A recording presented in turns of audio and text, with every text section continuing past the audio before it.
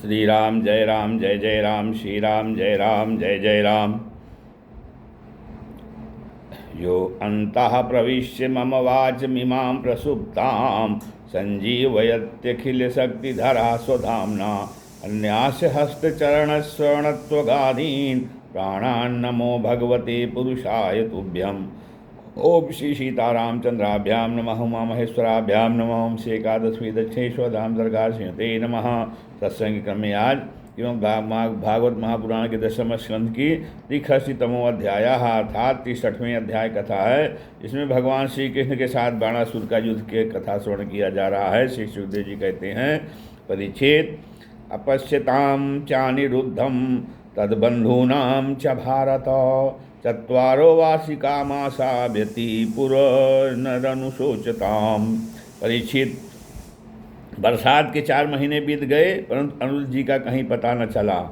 उनके घर के लोग इस घटना को बहुत ही शोकाकुल हो रहे हैं। इस घटना से बहुत ही शोकाकुल हो रहे थे।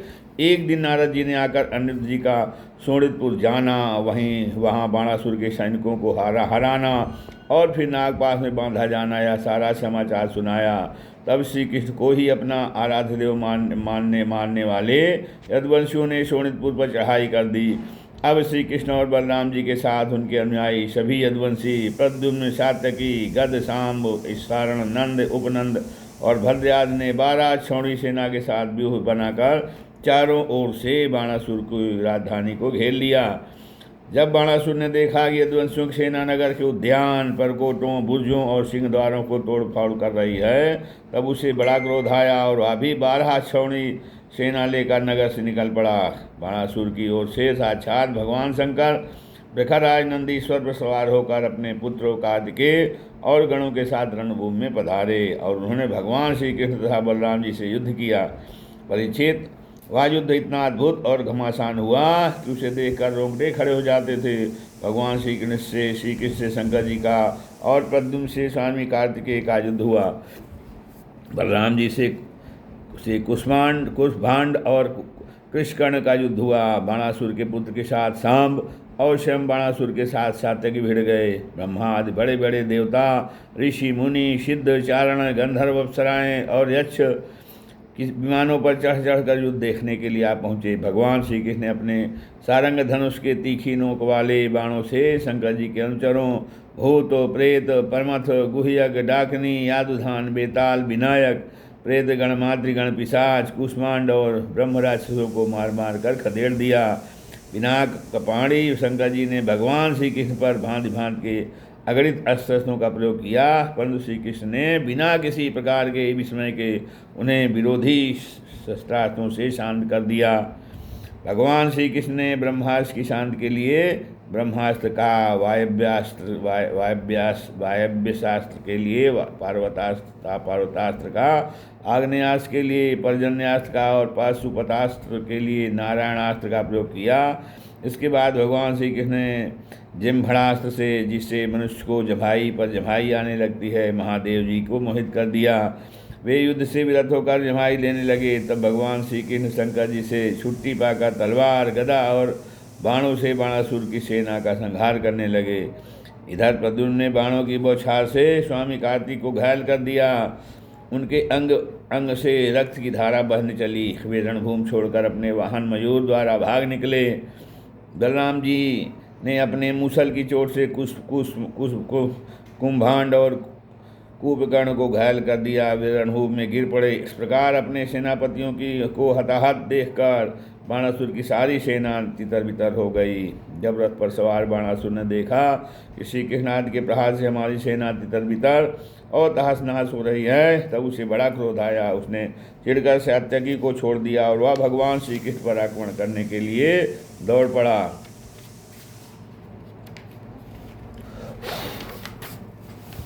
परीक्षित, रणोन्मत्त बाणासुर ने अपने 1000 हाथों से एक साथ ही 500 धनुष खींचकर एक एक पर 2-2 बाण चढ़ाए, परंतु भगवान श्री कृष्ण ने एक साथ उसके सारे धनुष काट डाले और सारथी, रथ तथा घोड़ों को भी धराशायी कर दिया। एवं शंख ध्वनि की कोटरा नाम की एक देवी बाणासुर की धर्ममाता थी। वह अपने उपासक पुत्र के प्राणों की रक्षा के लिए बाल बिखेर कर नंग धड़ंग भगवान श्री के सामने आकर खड़ी हो गई। भगवान श्री कृष्ण ने इसलिए कि कहीं उस पर दृष्टि न पड़ जाए अपना मुंह फेर लिया और वे तो दूसरी ओर देखने लगे।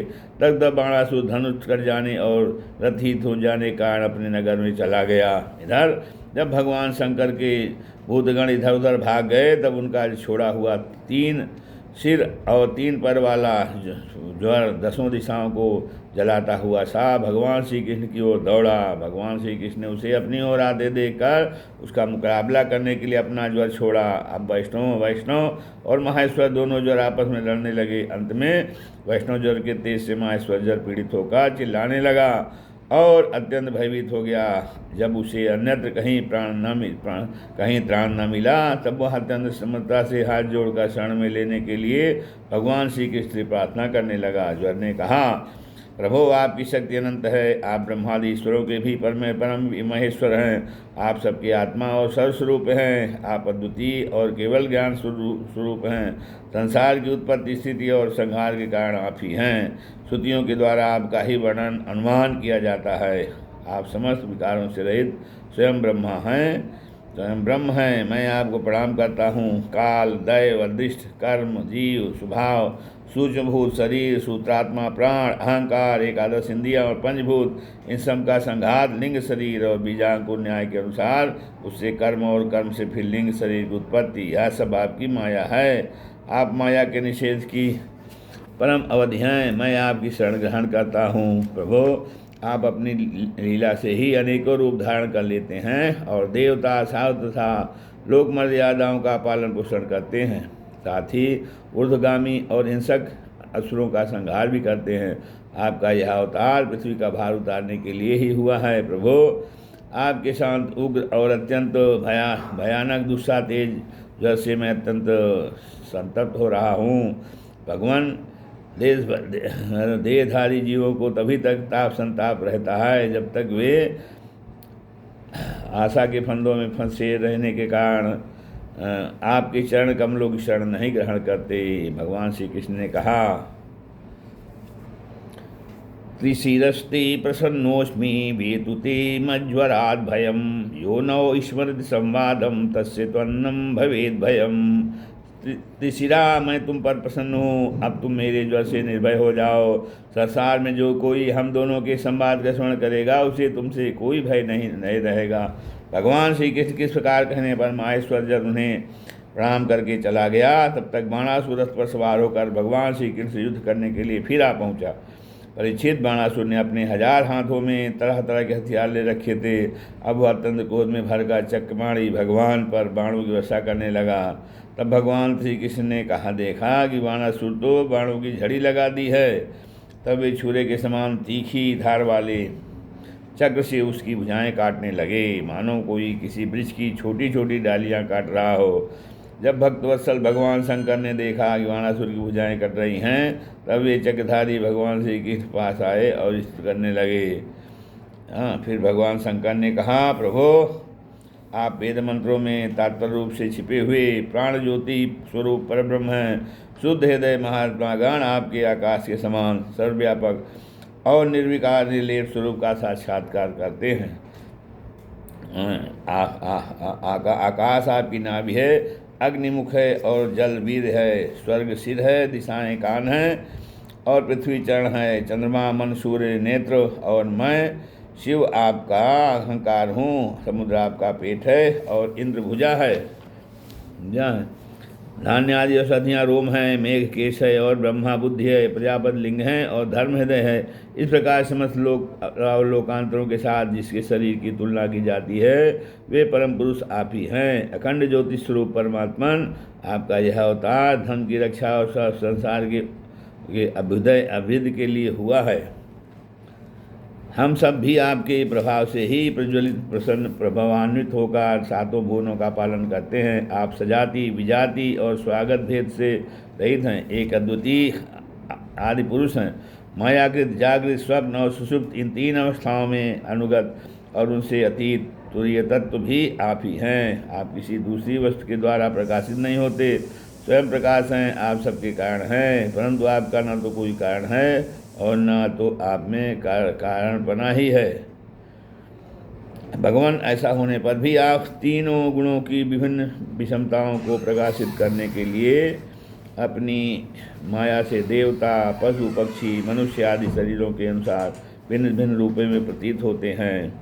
प्रभो, जैसे सूर्य अपनी छाया बादलों से ही ढक जाता है और उन बादलों तथा विभिन्न रूपों को प्रकाशित करता है, उसी प्रकार आप तो स्वयं प्रकाश हैं, परंतु गुणों के द्वारा मानो ढक से जाते हैं और समस्त गुणों तथा गुणाभिमानी जीवों को प्रकाशित करते हैं। वास्तव में आप अनंत हैं। भगवान, आपकी माया से मोहित होकर लोग स्त्री, पुत्र, देह, गेह आदि में आसक्त हो रह जाते हैं और फिर दुख के अपार सागर में डूबने उतराने लगते हैं। संसार के मानवों को यह मनुष्य शरीर आपने अत्यंत कृपा करके दिया है। जो पुरुष इसे पाकर भी अपनी इंद्रियों को वश में नहीं करता और अपने के आपके चरण कमलों का आश्रय नहीं लेता, उनका सेवन नहीं करता, उसका जीवन अत्यंत शोचनीय है और वह स्वयं अपने आप को धोखा दे रहा है। प्रभो, आप समस्त प्राणियों के आत्मा, प्रियतम और ईश्वर हैं। जो मृत्यु का ग्रास मनुष्य आपको छोड़ देता है और अनात्म दुख रूप एवं तुक्ष विषयों में सुख बुद्धि करके उनके पीछे भटकता है, वह इतना मूर्ख है कि अमृत को छोड़कर विष पी रहा है। मैं, ब्रह्मा, सारे देवता और विशुद्ध हृदय वाले ऋषि मुनि सब प्रकार से और सर्वात्म भाव से आपके शरणागत हैं, क्योंकि आप ही हम लोगों के आत्मा, प्रीतम और ईश्वर हैं। अहम ब्रह्मात् विबुधा मुनयश्चामलायश्च अहम ब्रह्मास्य विबुधा मुनयश्चामलाशयाः सर्वात्मना प्रपन्नास्त्वामात्मानं प्रेष्ठमीश्वरम्। फिर आगे कहते हैं कि आप जगत की उत्पत्ति, स्थिति और प्रलय के कारण हैं। आप सब में सम, परम शांत, सबके सुहृद आत्मा और ईष्टदेव हैं। आप एक अद्वितीय और जगत के आधार तथा अधिष्ठान हैं। हे प्रभु, हम सब संसार से मुक्त होने के लिए आपका भजन करते हैं। अयम ममेष्टो दरितो अनुवर्ती मया भयम दत्ते ममुष्य देव संपद संपाद्यताम तद भवतः प्रसादो यथा हि ते दैत्य पतो प्रसादः। कहते हैं, हे देव, यह बाणासुर मेरा परम प्रिय कृपा पात्र और सेवक है। मैंने इसे अभय दान दिया है। प्रभु, जिस प्रकार इसके परदादा दैत्यराज प्रहलाद पर आपका कृपा प्रसाद है, वैसा ही कृपा प्रसाद आप इस पर भी करें। भगवान श्री कृष्ण ने कहा, भगवान, आपकी बात मानकर जैसा आप चाहते हैं मैं इसे निर्भय किए देता हूँ। आपने पहले इसके संबंध में जैसा निश्चय किया था, मैंने इसकी भुजाएं काटकर उसी का अनुमोदन किया है। मैं जानता हूँ कि बाणासुर दैत्यराज बाली का पुत्र है, इसलिए मैं भी इसका वध नहीं कर सकता, क्योंकि मैंने प्रहलाद को वर दे दिया है कि मैं तुम्हारे वंश में पैदा होने वाले किसी भी दैत्य का वध नहीं करूँगा। इसका घमंड चूर करने के लिए मैंने इसकी भुजाएं काट दी हैं। इसकी बहुत बड़ी सेना पृथ्वी के लिए भार हो रही थी, इसीलिए मैंने उसका संहार कर दिया है। अब इसकी 4 भुजाएं बच रही हैं, ये अजर अमर बनी रहेंगी। यह बाणासुर आपके पार्षदों में मुक्त होगा। अब इसको किसी से किसी प्रकार का भय नहीं है। फिर आगे कहते हैं, इति लब्ध्वा भयं कृष्णं प्रणम्य शिरसासुरः प्राद्युम्निं रथमारोप्य सवध्वा समुपानयत। श्री कृष्ण ने इस प्रकार अभयदान प्राप्त करके बाणासुर ने उनके पास आकर धरती में माथा टेका, प्रणाम किया और अनिरुद्ध जी को अपनी पुत्री उषा के साथ रथ पर बैठाकर भगवान के पास ले आया। इसके बाद भगवान श्री कृष्ण ने महादेव जी की सम्मत से वस्त्रालंकार विभूषित उषा और अनिरुद्ध जी को एक अक्षौहिणी सेना के साथ आगे करके द्वारका के लिए प्रस्थान किया। इधर द्वारका में भगवान श्री कृष्ण आदि के शुभागमन का समाचार सुनकर झंडियों और तोरणों से नगर का कोना कोना सजा दिया गया। बड़ी बड़ी सड़कों और चौराहों को चंदन मिश्रित जल से सींच दिया गया। नगर के नागरिकों, बंधु बांधवों और ब्राह्मणों ने आगे आकर खूब धूमधाम से भगवान का स्वागत किया। उस समय शंख, नगारों और ढोलों की तुमुल ध्वनि हो रही थी। इस प्रकार भगवान श्री कृष्ण ने अपनी राजधानी में प्रवेश किया। परीक्षित, जो पुरुष श्री शंकर जी के साथ भगवान श्री कृष्ण का युद्ध और उनकी विजय की विजय की कथा का प्रातःकाल उठकर स्मरण करता है, उसकी पराजय नहीं होती है। इत श्रीमद्भागवते महापुराणे परमहंस्यां संहितायां दशमस्कन्धे उत्तरार्धे अनिरुद्धानयनं नाम 63तमोऽध्यायः। श्रीराम जय जय राम। श्रीराम।